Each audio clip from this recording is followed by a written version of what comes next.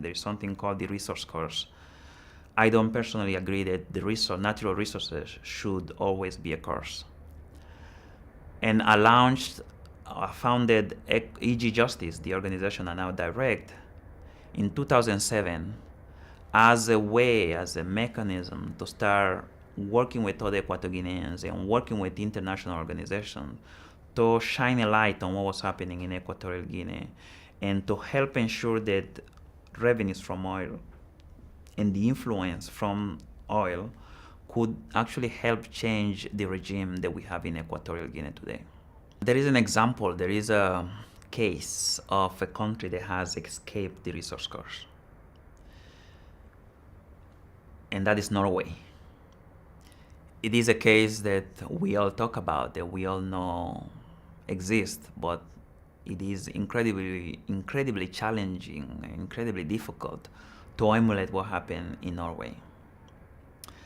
I think Norway had the advantage when oil was discovered in Norway of already having some democratic institutions in place. In Equatorial Guinea in 1994, in mid-1990s, when oil was discovered, we already had a corrupt system in place. We already had a token or a rubber stamp parliament in place. We already have hand-picked judges running all the judicial system in the country. We already have a network of cronies in all key positions in government. And emulating what happened in Norway, they allow that country to escape the resource curse, was incredibly difficult at that point. Now, having said that, there is something called the Extractive Industry Transparency Initiative, EITI. And this was an initiative which had the support of Norway. Initiative launched by actually Tony Blair from the UK, supported greatly by many countries, including the United States, to help promote transparency in the extractive industry. That was a platform that people like myself saw as a hope for countries like Equatorial Guinea to gradually escape the resource curse. Transparency is fundamental, is essential, quintessential for a country like Equatorial Guinea to go from where it is today to a place where we can actually use the resources to address poverty. If people inside the country do not know how much money the government is producing, it's very difficult for people to tell the government that they should be building what they should be building, schools or hospitals.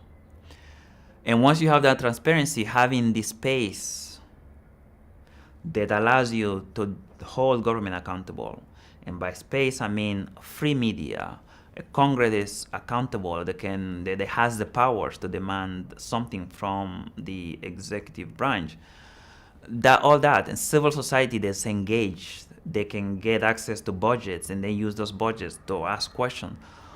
Those are the key ingredients that are missing in a place like Equatorial Guinea, to where even with the EITI in place, with EG Equatorial Guinea signing on to the Extractive Industry Transparency Initiative, within 2 years, they were kicked out of the initiative because they were not meeting the requirements. Why were they not meeting the basic requirements of engaging civil society and publishing documents? Because there wasn't a culture in Equatorial Guinea of making documents available and allowing freedom of expression or association.